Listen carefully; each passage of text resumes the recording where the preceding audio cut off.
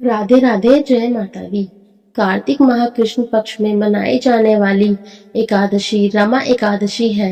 हिंदू धर्म में रमा एकादशी का बहुत अधिक महत्व है।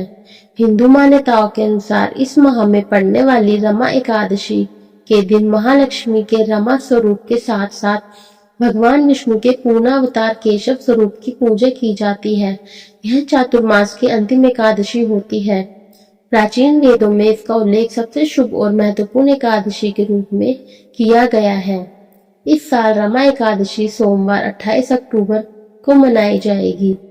इसे कार्तिक कृष्ण एकादशी या रंभा एकादशी जैसे अन्य नामों से भी जाना जाता है।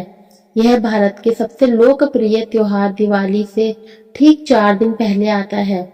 इस बार यह एकादशी सोमवार को पड़ रही है।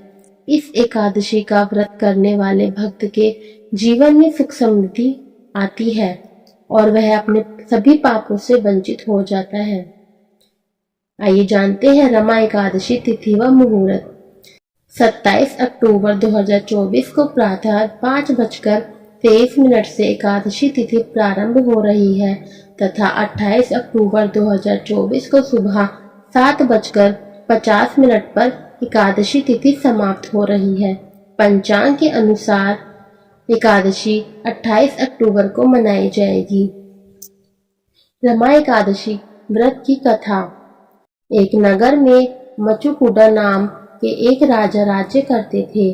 उनकी एक पुत्री थी जिसका नाम चंद्रभागा था। राजा ने बहुत धूमधाम से अपनी बेटी चंद्रभागा का विवाह राजा चंद्रसेन के बेटे शोभन के साथ कर दिया। राजा मचुकुंडा भगवान विष्णु के परम भक्त थे। वह हर साल रमा एकादशी का व्रत रखते थे और इस व्रत का उपवास करने के लिए पूरे राज्य में निर्देश दिए गए थे। इस नियम का पालन सभी को करना होता था। इस नियम को कोई भी तोड़ नहीं सकता था। उनकी पुत्री भी इस रमा एकादशी का व्रत पूरे विधि विधान से करती थी, लेकिन राजकुमार शोभन इन सभी बात से अनजान थे और उनकी एक कमजोरी भी थी कि वह ज्यादा देर तक भूखे नहीं रह सकते थे। शादी के कुछ समय बाद राजकुमार शोभन कृष्ण पक्ष के समय राजा मचुकुंडा के राज्य में आए। इसी बीच रमा एकादशी का पर्व आ गया। उसके ससुराल में सभी लोग इस व्रत का पालन निष्ठा से करते थे, इसलिए उन्हें भी कहा गया कि आप भी यह व्रत करें। शोभन इस बात से चिंतित हो गए कि इस व्रत का पालन कैसे होगा, क्योंकि वह भूखे नहीं रह सकते थे। उन्होंने इसके बारे में जब अपनी पत्नी से बात की तो उन्होंने कहा कि वह इसके लिए कुछ नहीं कर सकती, क्योंकि इस दिन मनुष्यों के साथ साथ पशु भी अन्न ग्रहण नहीं करते हैं। इसलिए आप व्रत रखिए, अन्यथा राज्य के बाहर जाइए। इस पर शोभन उनकी बात मान गए और कहा कि वह यहीं रहेंगे और साथ ही व्रत भी करेंगे। वह अपने बीमार और कमजोर शरीर के साथ उपवास करने लगे, लेकिन शोभन पहले से ही दुर्बल थे। ऊपर से ही उन्हें भूख भी बर्दाश्त नहीं हो रही थी, जिसकी वजह से आधी रात को उनकी मृत्यु हो गई। लेकिन रमा एकादशी उपवास करने के कारण उन्होंने स्वर्ग और अद्वितीय महान साम्राज्य प्राप्त किया। क्योंकि उनसे यह उपवास जबरदस्ती करवाया जा रहा था, इसलिए प्राप्त साम्राज्य अदृश्य हो गया था। एक समय एक ब्राह्मण मचुकुंडा साम्राज्य से बाहर निकले और उसके राज्य को देखा। इन सब चीजों को देखकर वह आश्चर्यचकित हो गए। राजकुमार शोभन ने उनको पूरा वृत्तांत सुनाया और कहा कि वह उनकी पत्नी को भी यह सब बता दे। ब्राह्मण वापस लौटकर राजकुमार की पत्नी चंद्रभागा को सब कुछ बता दिया। चंद्रभागा, जो बचपन से ही इस रमा एकादशी का व्रत कर रही थी, उस व्रत से प्राप्त लाभ से चंद्रभागा ने अदृश्य साम्राज्य को वास्तविकता में बदल दिया।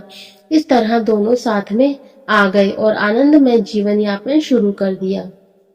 ये जानते हैं रमा एकादशी का महत्व। हिंदू ग्रंथ पद्म पुराण के अनुसार रमा एकादशी का व्रत कामधेनु और चिंतामणि के समान फल देता है। यह सभी पापों का नाश कर मनुष्य को पुण्य लाभ देता है।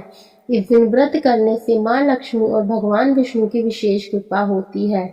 आर्थिक संकट से मुक्ति मिलती है और सुख समृद्धि घर में निवास करती है।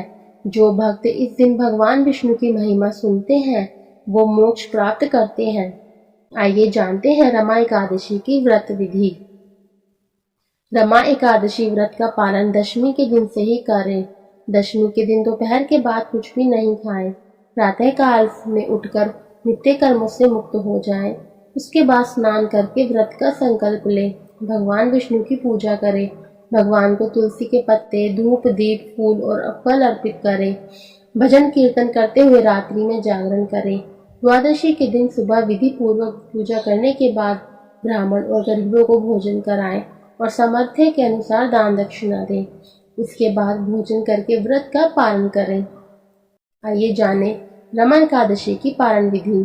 पारण का अर्थ होता है व्रत तोड़ना। द्वादशी तिथि समाप्त होने के भीतर ही पारण करें। द्वादशी में पारण न करना अपराध के समान है। व्रत तोड़ने से पहले हरिवासरा के खत्म होने का इंतजार करें। हरिवासरा के दौरान पारण नहीं करना चाहिए। मध्याह्न के दौरान व्रत तोड़ने से बचें। व्रत तोड़ने का समय प्रातःकाल है।